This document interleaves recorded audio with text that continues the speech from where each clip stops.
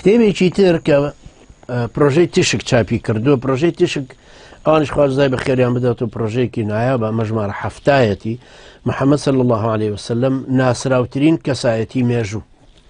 کتێبێکی زۆر جوان و نایابە ئەمیشیان کە لەسەر پێغەمبەری خوا عليه الصلاة والسلام نزیکی 500 لاپەڕەیە وەڵامێک بۆ کتێبی ظهور الكردی في التاريخ. ئەمیش مامۆستا حەسەن مەحموود حەمەکەریمە، مامۆستایەکی بەڕێزە شارەزای کارە تاریخیەکانەوە بە تایبەتی ڕەد زانۆی گومانی ئەلمانیەکان دەربارەی سیرەی پێغەمبەری خوا عليه الصلاة والسلام. کتێبێکی زۆر جوانە، طەبعێکی جوانیش کراوە و ئەمەش بەڕاستی کتێبێکە حتمما توێژینەوەی لەسەر هەندێک لە کۆڵینەوە کردووە بە دوایە چۆتەوە تحقیقاتی لێ کردووە، شتێکی بە سوودیشە.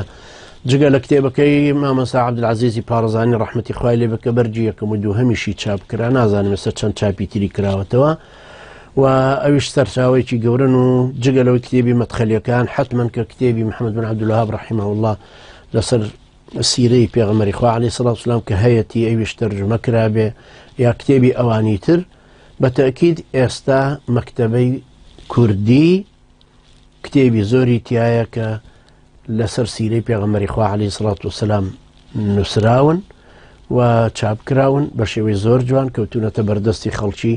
هەقە ئێمە ئێحتیمامێکی زۆرتر بدەینەوە بە سیرەی پێغەمبەری خوا عليه الصلاة والسلام و ئەمانی کە باسم کردن بە شێوەیەکی گشتی بۆ ناساندنی هەندێک مەراجعن هی کتێب لە کۆنەکان و مفەسەڵەکان وەکو زاد المعاد و دلائل النبوة بەیهەقی و ئەمانە، یان لە کتێبە مختصرەکان یان لە اختصاصیەکان وەکو ئەوەی تربية منهج التربوي للسيرة النبوية ومنهج المنهج الحركي للسيرة النبوية منير الغضباني أو علي صلابي أو الشيخ سعيد حوا، وهروها سيرة مختصري مصطفى السباعي كمسؤول إخوان المسلمين ولا سوريا أيوش بهمان شيء. أنا طبعا هم كتابيان لسر نسيو أمانة هم مشتكي نايابة باشا كإنسان اهتمامي بيبداو روجانها ولا بدأ اشتاق لسيرة بيغمر إخوة عليه الصلاة والسلام شهر زاببي.